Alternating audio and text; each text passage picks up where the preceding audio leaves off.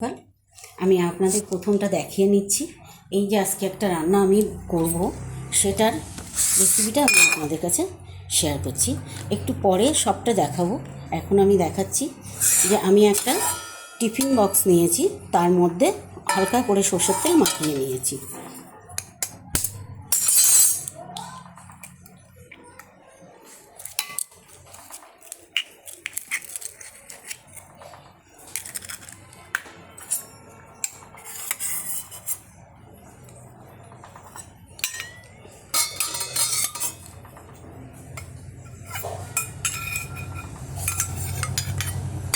আমি কিন্তু কুসুমটাকে আলাদা করে নিলাম।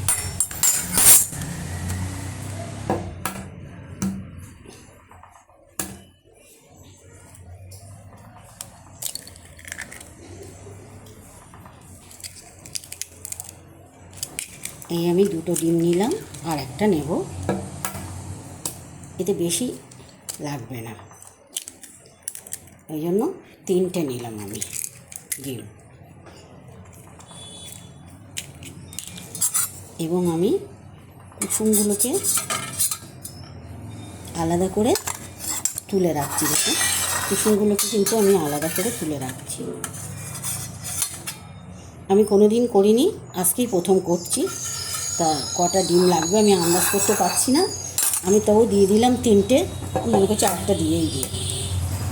এই যে আরেকটা দিয়ে দিলাম।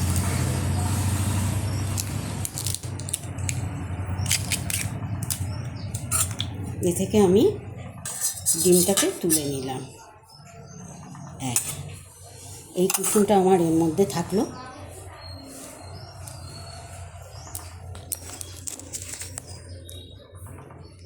এবারে আমার সাথে চলুন, আমি দেখাই এটা দিয়ে আমি কি করব।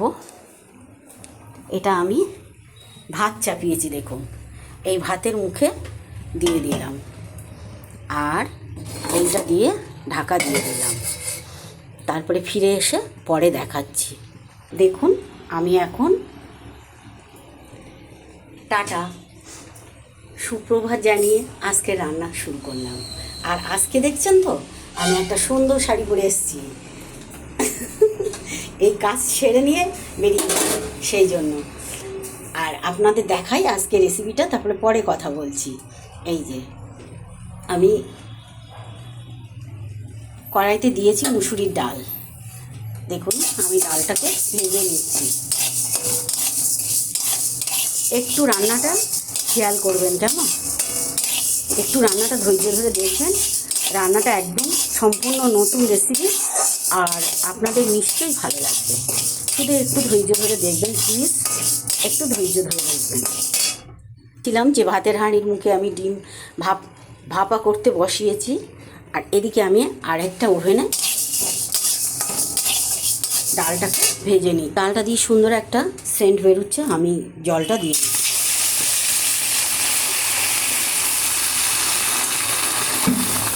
এই আমি জল দিয়ে দিলাম ডালে। ডালটা সিদ্ধ হতে থাক, আমি পরে ফিরে আসছি। আমি রান্নাটা দেখাচ্ছি। রান্নাটা একটু প্লিজ দেখবেন, কেমন? আর এই যে চশমা নেমে আসা, আর এই আমার হাত দিয়ে তোলা, এটাকে কিন্তু আপনাদের মানিয়ে নিতেই হবে। আর এই আমি ফোনে দেখছি যে আমার লিপস্টিকটা উপরে উঠে গেছে, সেটাকেও একটু ঠিক করে নিলাম। এটাকেও একটু ঠিক করে নিলাম, আপনাদের সাথে একটু শেয়ার করে দিলাম যে আমি আমার লিপস্টিকটাকে একটু মুছছি। সাথে থাকুন, হ্যাঁ, আসছি ফিরে। দেখুন আমি ডালের মধ্যে চাল কুমড়ো কোচানোটা দিয়ে দিয়েছি। এই যে ডালের মধ্যে দিয়ে দিয়েছি। দুজনেই একসাথে সিদ্ধ হোক। আর আমি দেখে নিই একটু যে ডিম ভাপাটা কেমন হয়েছে। দেখুন, একদম সুন্দর হয়ে গেছে। দেখেছেন, এত সুন্দর হয়েছে যে কি বলবো, খুব দারুণ হয়েছে। ঠিক আছে, সাথে থাকুন, আমি দেখুন এইভাবে তুলে নিতে হবে। এই যেভাবে আমি নিয়েছি, আমার কিছু করার নেই, যেহেতু আমার হাত দিয়ে করি সব কিছু, সেই জন্য ঠিক এইভাবে। এই যে দেখেছেন কি দারুণ হয়ে গেছে। দেখুন, খুব সুন্দর হয়েছে। এবারে আপনি এটাকে আপনি পনিরের আকারে কেটে নিন। কিন্তু ডিমের পনির বানিয়ে নিলাম। বলুন তো একে আপনারা দেখে বুঝতে পারছেন এটা পনির না ডিম? দেখে বলুন আমাকে। আজকে আমি এই ডিমের পনির দিয়ে কি রান্না করব সেটা আপনাদেরকে দেখাবো। সাথে থাকুন, ফিরে আসছি কিছুক্ষণ পরে। দেখুন চাল কুমড়ো আর মুসুরির ডালটা দারুণভাবে সিদ্ধ হয়ে গেছে। আমি কিন্তু এই সিদ্ধ অবস্থায় রেখে দিচ্ছি, এইভাবে রাখছি, আর পরে দেখাচ্ছি যে আমি ডিম দিয়ে যে পনিরটা বানিয়েছি সেটা দিয়ে আমি কী দিয়ে রান্না করব সেটা আপনাদের দেখাবো। সাথে থাকুন। কড়াইতে তেল দিয়েছি আর আমি এই তেলটা গরম হয়ে গেছে। আমি কিন্তু এই ডিমের পনিরগুলোকে ঢেলে দিলাম তেলের মধ্যে। সবটা পড়লো না, আমি দেবো সবগুলো দিয়ে হালকা করে খালি লবণ দিয়ে আমি ভেজে নিচ্ছি। আমি কড়াইতে কিন্তু সর্ষের তেল দিয়েছি, আর এই রান্নাটা সর্ষের তেলেই করবো, সুন্দর হবে। রান্নাটা কিন্তু অনেক ভজগত কোনো ঝামেলা নেই, একদম সিম্পল আর খেতেও খুব দুর্দান্ত হবে। আমি আগে বানিয়ে আর খেয়ে আপনাদের জন্য দেখাচ্ছি। এর আগে একদিন আমি করলে খুব সুন্দর আমার লেগেছে, সেই জন্য ভাবলাম আমার দর্শকদেরও একটু এই রান্নাটাকে দেখা। রান্নাটা একদম সম্পূর্ণ নতুন, আমি এর আগে দেখিও নি বা আমি নিজেও করিনি। আমি বানালাম, আপনারা খেয়ে আমাকে বলবেন যে কেমন হচ্ছে। অবশ্যই সাথে থাকবেন, প্লিজ একটু দেখবেন, সময় লাগবে একটু, কেননা এভাবে রান্না দেখাতে গেলে এগুলোতে একটু সময়ই লাগে। পনিরগুলো, ডিমের পনিরগুলো প্রত্যেকটা একটু উল্টে ভেজে নেবেন, যেন আপনি কাঁচাও দিতে পারেন, কিন্তু কাঁচা দিলে এক ধরনের স্বাদ হবে, আর এরকম ভেজে দিলে আর এক ধরনের স্বাদ হবে।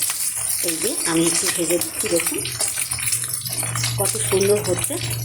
আপনারা বলুন এটাকে দেখে কি মনে হচ্ছে যেটা ডিম, না মনে হচ্ছে যে এটা পনির? পনিরটা বানানো হয় ছানা দিয়ে, আর আমি ডিম দিয়ে বানিয়েছি, সেটা আমি আপনাদের বলে দিলাম, নাহলে কিন্তু আপনারা বুঝতে পারছেন না। খুব পাতলা করে নিয়েছি আমি, 4টে ডিম দিয়েছি, আর 4টে ডিমের কুসুমটা আলাদা করে নিয়েছি। আমি দেখিয়েছি সেটাও। এই যে সুন্দর ভাজা হয়ে গেছে, দেখুন আমি কড়াইতে দিয়ে দিচ্ছি গোটা জিরে কটা, এই যে দিয়ে দিচ্ছি একটা তেজপাতা, গোটাই দিয়েছি তেজপাতা। আমি কিন্তু অনেক তেল ব্যবহার করছি না, কেন এতে তেল লাগে না বেশি। এই যে সুন্দর করে সিদ্ধ করে এই লাল করে নিলাম। আমি কড়াইতে দিয়ে দিলাম একটু রসুন, দিয়ে দিলাম 1 মুঠো পেঁয়াজ, খুব কুচি করে কাটবেন পেঁয়াজটা, যেন সবজির মধ্যে পেঁয়াজটা যেন গিরি না করে, বেশ নরম হয়ে যায়। একটু হাফ ডলা করে নিলেও হয়ে যাবে শিল দিয়ে, নোড়া দিয়ে। আর যদি মনে করেন না, তাহলে একটু ভালো করে ভাজবেন। আমি কিন্তু একে কিছু দিয়েছি, দেখুন আদা বাটা দিয়েছি, জিরে বাটা দিয়েছি, কাঁচা লঙ্কা দিয়েছি, পেঁয়াজ কুচানো দিয়েছি। আমি একসাথে সুন্দর করে একটু আঁচটা জোর কমিয়ে আমি ভেজে নেবো দারুণ করে। দেখুন তেলটাও আমি অনেক বেশি দিইনি। আমি দিয়ে দিচ্ছি একটু হলুদ, আমি দিয়ে দিলাম একটু লবণ, একটু হলুদ আর লঙ্কার গুঁড়ো সামান্য দিয়েছি, কেন আমার এই লঙ্কার গুঁড়ো ভীষণ ঝাল বাবা। এটা হচ্ছে, দেখুন আমার মশলাটা কষানো হয়ে গেছে। আমি কিন্তু ডিমের পনিরগুলো দিয়ে দিলাম। একটু কম রেখে থাকবেন, তাহলে বেশি সুন্দর হবে। দেখুন তো একটাও ভাঙনি দিয়েছি, দেখছেন একটা বলতে ভাঙনি। এবারে আমি